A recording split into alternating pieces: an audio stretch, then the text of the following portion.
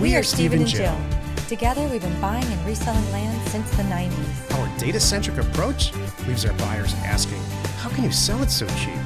Here on the Land Academy Show, We answer that and more. I'm Stephen Jack Butala. And I'm Jill DeWit. And this is the Land Academy Show. I totally forgot that. This is episode number 2191. Today, Jill and I are talking about how to apply the laws of supply and demand to the land business. Here's what happened. There's a penthouse condo that came up for sale in Old Town Scottsdale, and we were just talking about it right before we turned the cameras on, and Jill's got stars in her eyes. I'm like, so this, and it's reasonably priced. Well, yeah. Well, but it has one heck of a hefty HOA. To which I said, will they come and load my dishwasher too? Because if that is the case, you have my attention. So, all right.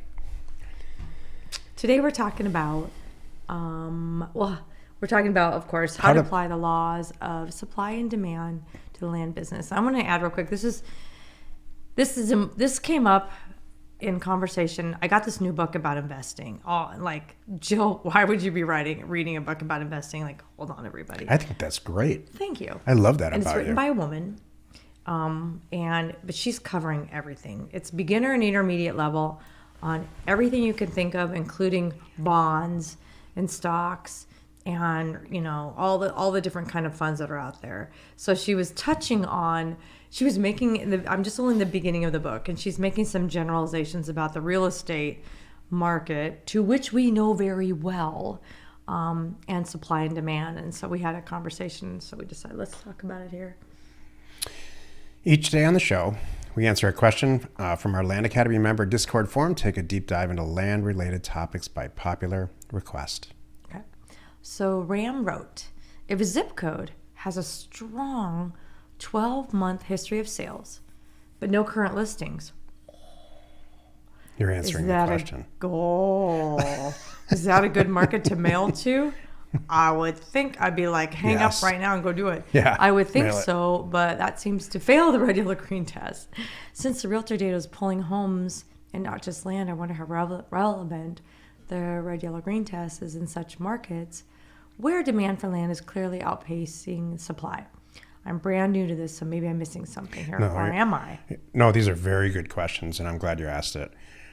We use county-wide and zip code-wide real estate data from the multiple listing service, period. Why? Because we can't get good land data. If I could just get land data, then I would. Mm-hmm. If I could hire somebody to extrapolate it all, I would do that without, a crazy mess and having it change every single month and having it not be cost effective.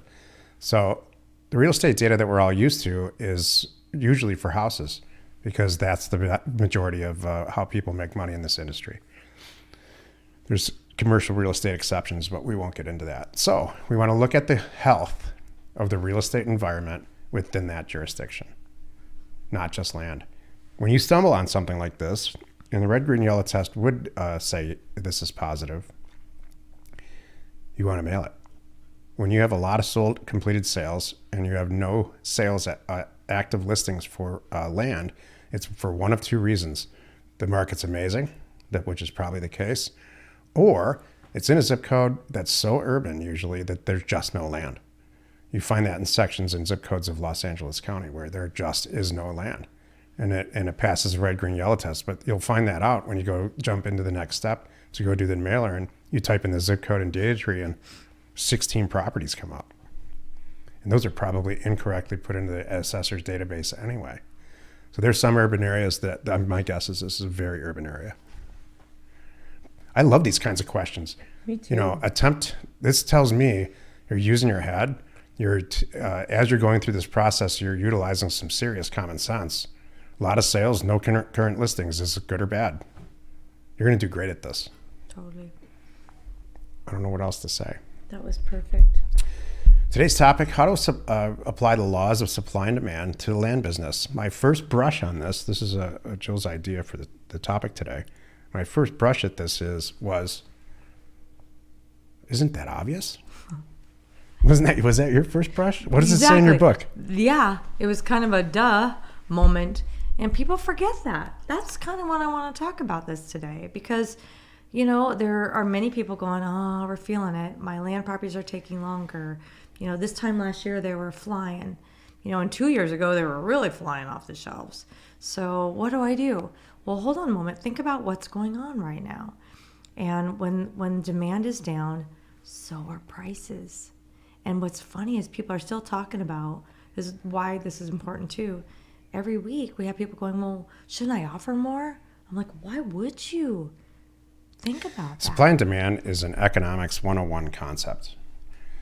When you have a lot of something, when you have a large supply of something, it's going to get cheaper because there's so much of it. This happens with crops every year, that the demand goes down. If you're the only person in central Iowa that's got bushels of corn, or you're the first to harvest the corn, then the price is going to be higher. When there's so much of it later in the season, the harvest season, and I'm oversimplifying this. If you're in agriculture, you know that I'm oversimplifying this. The price goes down. Theoretically, the same thing with gas. Oh my God, it's $5 a gallon. Last week it was $4. Theoretically, it's because supply and demand fluctuates. We all know there's a lot of politics involved and other things involved, cross-country politics.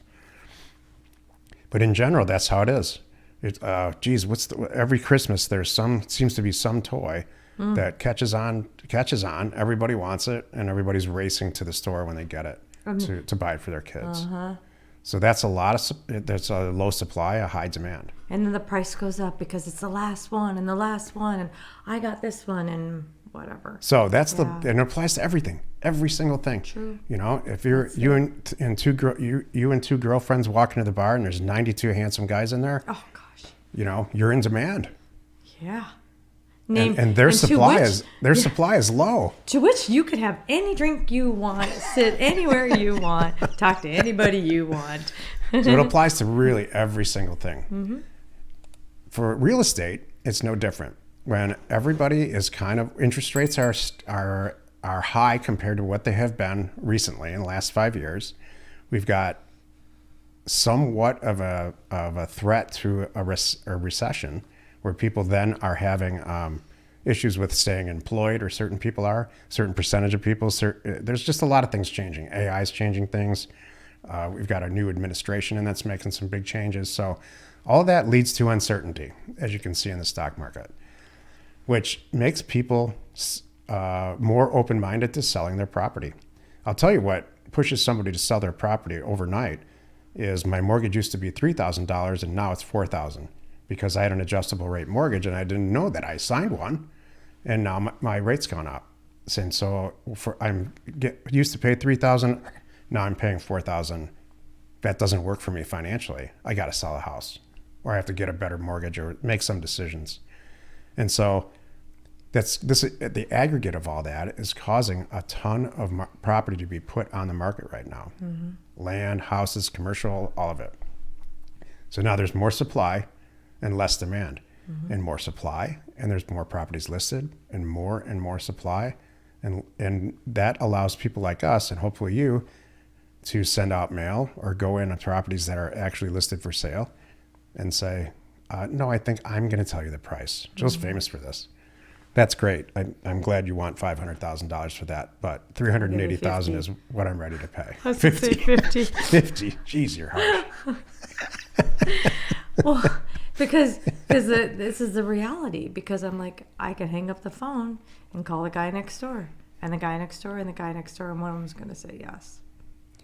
There's a very high degree of likelihood that if you send out 10,000 mailers and you do what we say, spend a ton of time analyzing the data, pricing it correctly, and spend some time sending out a well thought out actual mailer, that you're going to buy some property way below that, probably less than 20% of its actual current value. That's supply and demand.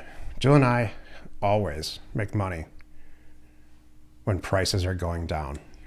I didn't realize that until they went down again. This is my 5th recession. On the way up, we do okay. We do very well. But on the way down, it's record breaking.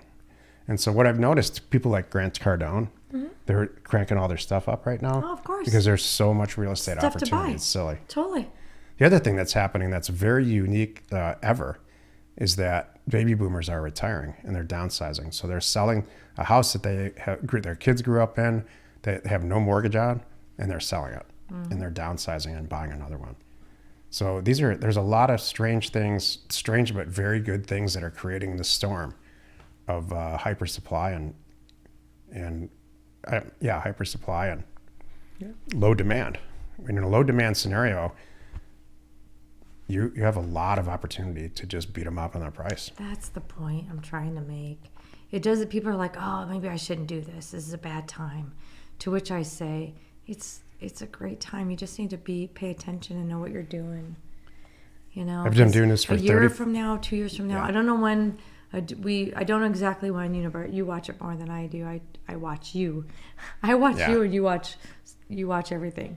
So when it recovers, we're gonna all be saying, "Gosh, I wish I had 10 more of those properties, or 100 more." Mm-hmm. Now's the time to buy. Mm-hmm. Really inexpensively, and if the deal doesn't work for you, just go to the next deal. Mm-hmm. Exactly. Join us tomorrow, where we discuss the real reasons your land won't sell quickly. You are not alone in your real estate ambition. We are Jack and Jill. Information and inspiration to buy undervalued property. We hope you found our content valuable and we appreciate your support. If you have not already, please check out our channel and hit the subscribe button. And your comments and suggestions help us to create the content you're here for. Hitting the like button helps to support our channel's algorithm and gauge your interest for future shows.